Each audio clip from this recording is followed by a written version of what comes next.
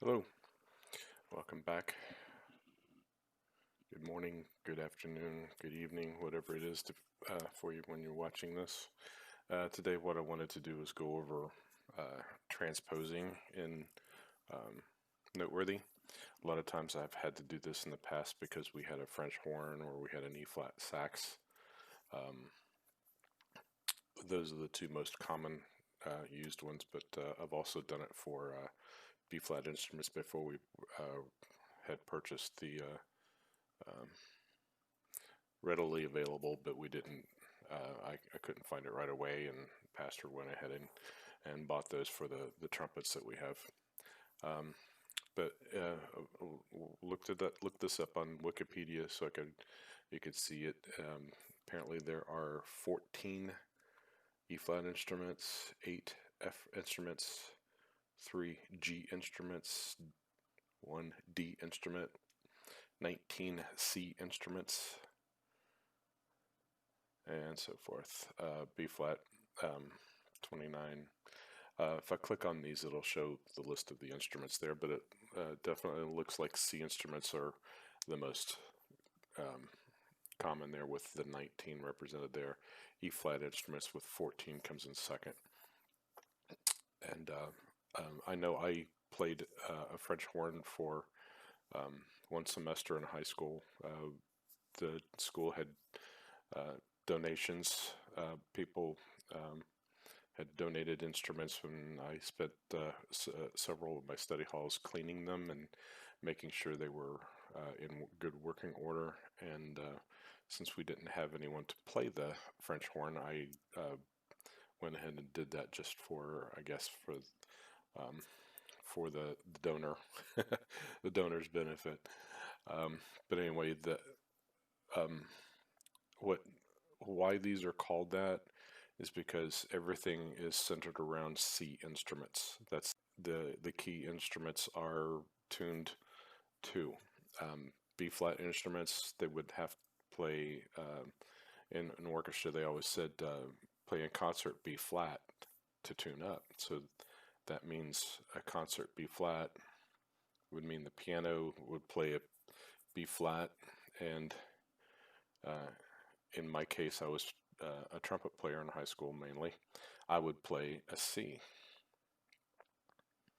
So a B flat trumpet to play a concert B flat is what they call it. Concert B flat, I would have to play a C. So concert B flat for E flat instruments. Okay, so I would have to transpose a lot of times. Reading out of a hymnal, it was written for C instruments. I would have to raise what I read a half or a whole step. So from B flat to C is one whole step up.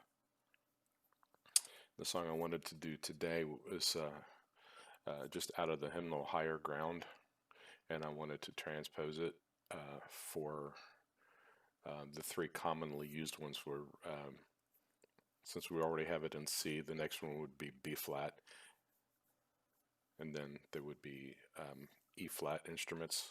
Alto sax is the most popular one that I'm familiar with, and then F, the French horn. There are other ones listed as well, but not commonly used, not widely used.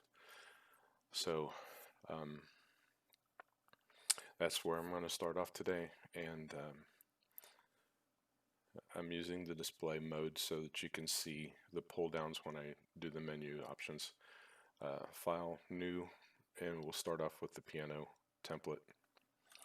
Name it.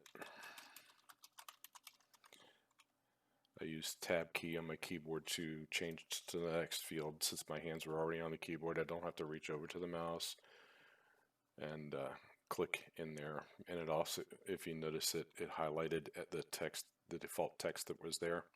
And so I just start typing. I don't have to hit delete. I don't have to hit backspace. I don't have to click at the end and backspace over it. Just start typing.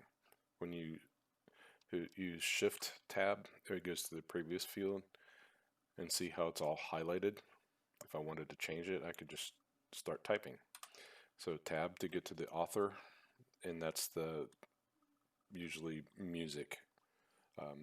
These hymnals have words, and then the author of the lyrics, and then music. It has the author of who put the music together or arrangement.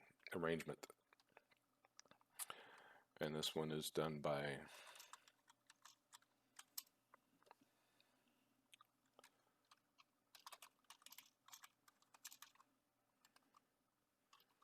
Junior.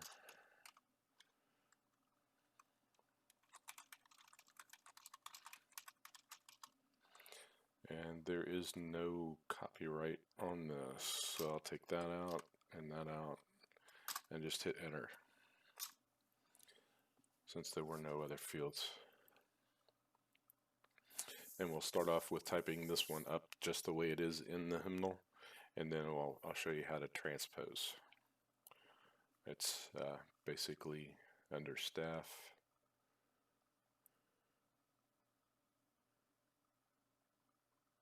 No, it's under tools, transpose staff, and then it increments by semitones or half steps, up or down. Update staff playback transposition. Let me make sure that's still checked. You can, depending on what key you go to, it automatically assumes that if your key signature that you're going to has sharps, that it would favor sharps, and if the key signature that you're going to is flats, that it would favor the flats. But we're just going to type up the song first. So the key is in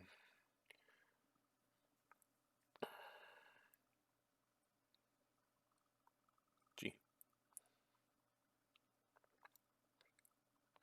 If you're familiar with the song, it is in 3/4.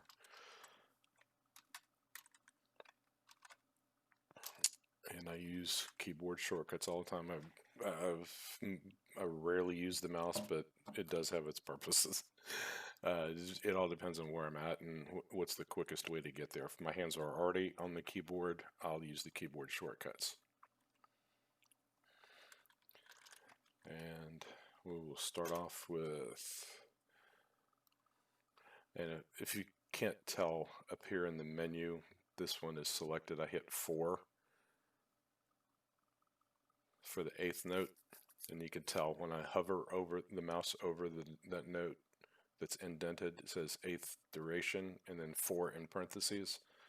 That 4 designates the keyboard shortcut. So 16th note would be 5, 32nd, 64th notes, etc. There's no keyboard shortcut for the 64th. It's ran out of number keys, I guess. But 1 is the whole note. Half note is 2, 3. Double flat accidentals are not, there's no keyboard shortcut. Double sharp, flat is 8, natural is 7, and then sharp is 9. You can dot the duration change, double dotted, slur. These are all here with their keyboard shortcuts in parentheses afterward. Grace notes, I use that from time to time. Force the stem to go up or down. Dynamic crescendo and decrescendo. These are all here. You can mute the staff with this button. Record from a MIDI keyboard instrument. I don't have MIDI instruments set up with this computer, so but that's what that would be, is to record directly from an instrument. Print preview, zoom level, new. Control O is open, Control S is save, and then you have the toolbar along here. So okay, let's get started typing.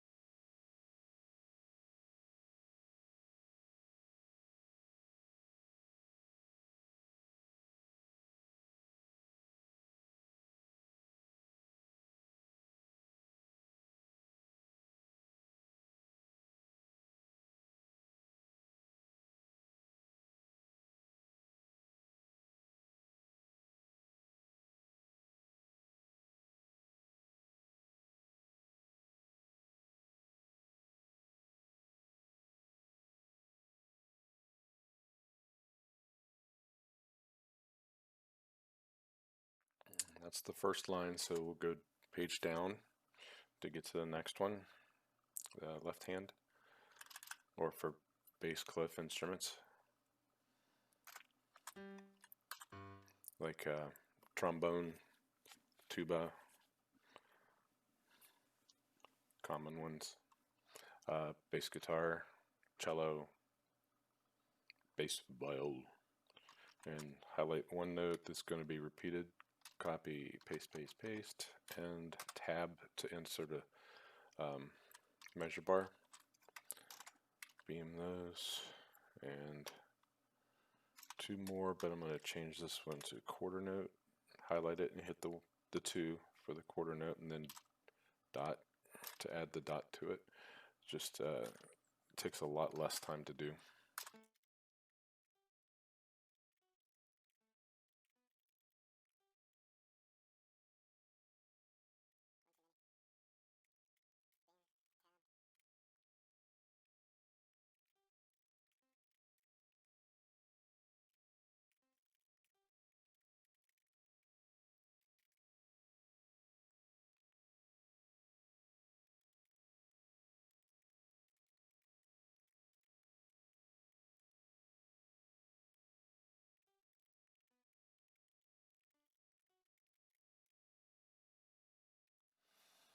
Okay, and we'll go home to go to the beginning and F5 to play it.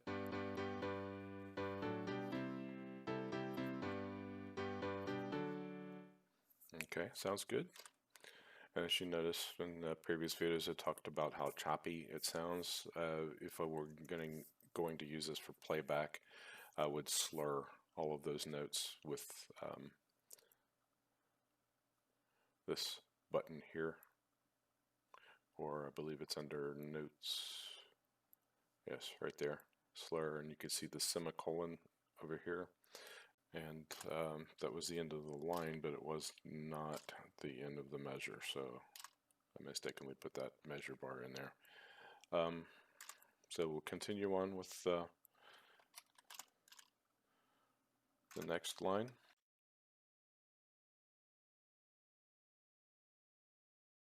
There's the measure bar.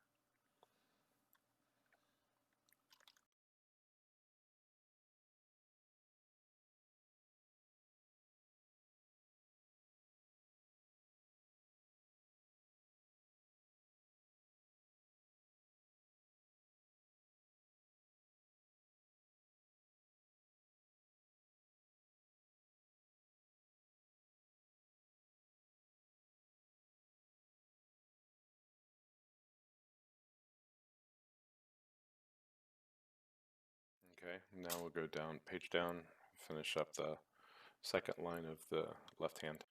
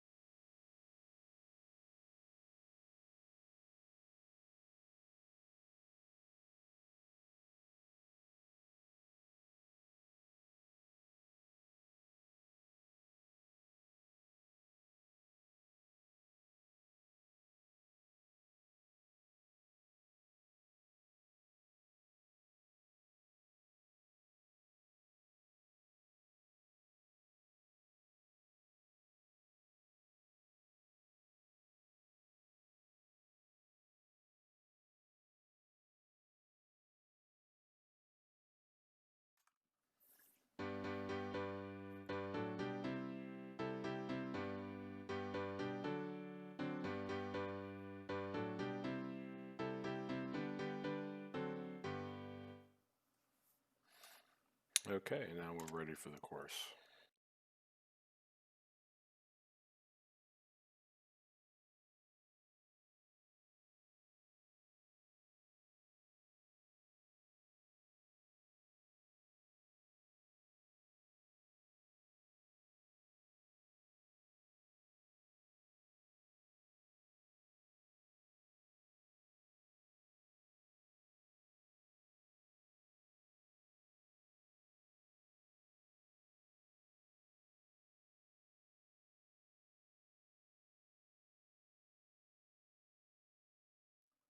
I'll just go ahead and finish out the line before we do the other clef.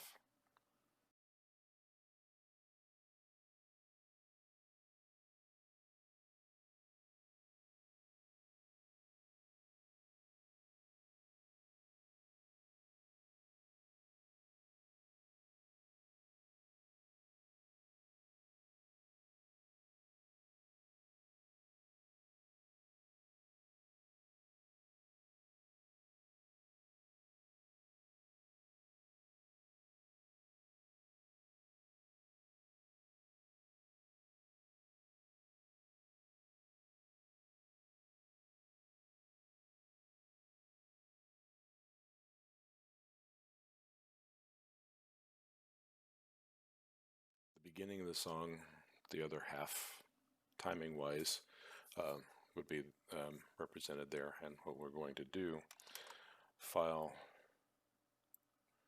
G for page setup, under options, measure start, we're going to change that to 0 so that that beginning measure there doesn't count, and it starts counting here with the first actual beginning of the measure bar there. So, and back page down, and we're going to finish it. We're going to do the whole chorus for the left hand, and then put it together, and then see what we can come up with after that.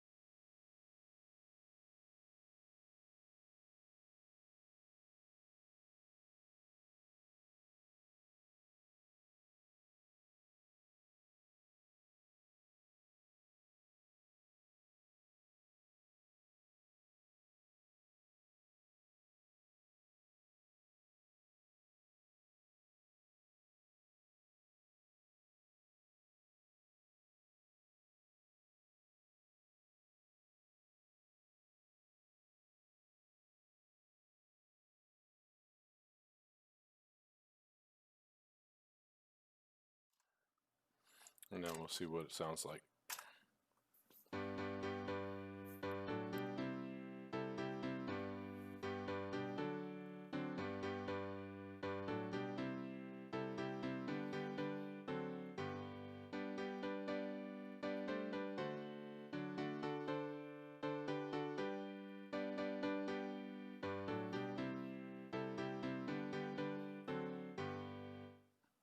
Okay, no typos. That's pretty good from on my part. But now, if we were to transpose this to B flat instruments, we would need to raise it 2 semitones, as this says. Transpose the staff. It refers to it as semitones, but it's half steps. So 1 step for B flat instruments. And there it goes. Then we're going to do the exact same thing here. Tools, transpose staff, and it keeps, as long as you're in the same instance of Noteworthy, you haven't closed Noteworthy, you just are still there. No matter what song you've or project you're working on, it will remember your last setting there. And so you just hit OK, and it transposes both of them.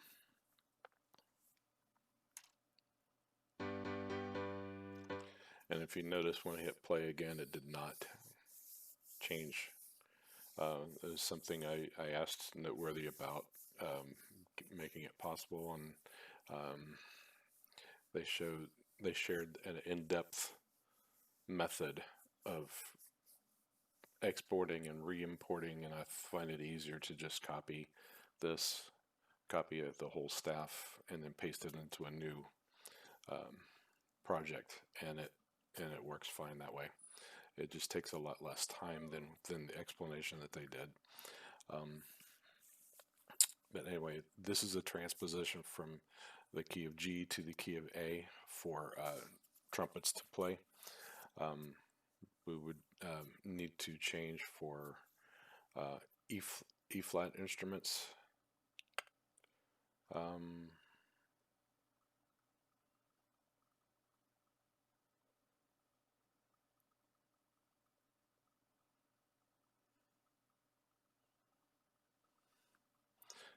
We would need to transpose, if they have to play an A flat, E flat to B concert B flat, that's up.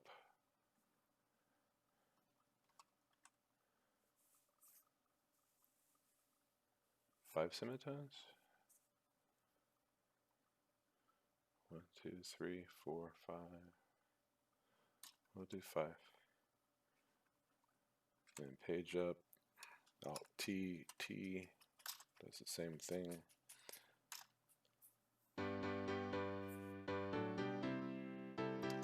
And you see all throughout, if there were any accidentals in here, which there are not, it would have favored sharps, as I talked to at the beginning of this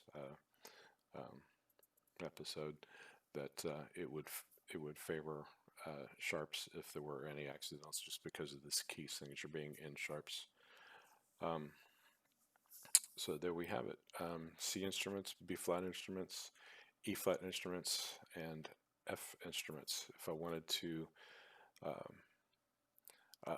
for something like this, I would just use it for print out and file. Page setup has a preview button on here, and I can also make adjustments. So this looks pretty bad. So I'm going to change the margins to 0.3 all over, and fonts, and this is a staff metrics is what I want to change from 18. We'll try 25 just to see what it looks like. Looks like we can go a little bit more. 1, 2, 3. It'll add 3 measures down here when it skips. So I'm gonna hit change again. I don't know. This is just playing around with it. Try to. That's 1 measure. So we'll change it again to 30 and see what happens. It changes it on the screen as well, which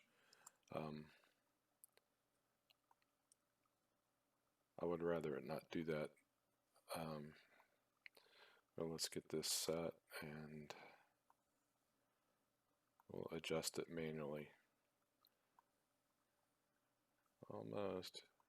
Got like that much more. Might not be able to get it done exactly.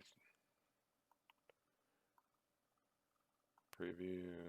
Nah, we're not going to be able. I can also, something else we can do is F2 General tab, Visual. That's where it is. Upper boundary is 18. That's pretty much. So I'm going to take that down to 12, and we get the preview. Now it's back. It just reduced the amount of gap between the top staff and whatever is above it. So it looks like I can take out some more. But what you want to do is keep it above 5, because there are 5 lines in the staff. It'll actually overlap or truncate any stems that are above the staff there. So 10, lower boundary. We don't want to mess with what's in between the stabs. This is the right hand or the treble clef staff, so we don't want to mess with the lower boundary there unless it gets really confusing. So page down to get to the other one, and we want the lower boundary of the lower staff. So I'm going to take it down to 7 and see what the preview looks like. It's not jamming them up much at all, so maybe we can change 28. That's a little bit better. It actually fits fairly well there. Oh, and you see the lyricist and the music authors there at the top. All rights, anything in those other fields at the beginning would have appeared down here centered at the very footer. And that's what this space is for. 0.3 up. I changed it to 0.3. So that takes up that amount of room as well there. If you're using this to print double side pages, that's what this one would be, mirror margins. And you can change your units from metrics there. Again, previews, that one there, and here's the forward, front, and backward arrows in case there are other pages. Just exit out of this and close. And you can hold the control key down and your scroll wheel. That changes your view back to where it was before. It doesn't change the print, but for some reason the print settings changes the view on your screen as well, but it's easily corrected there. So there you have it. Transposing for C instruments, B flat instruments, E flat instruments, and F instruments. Thanks for watching.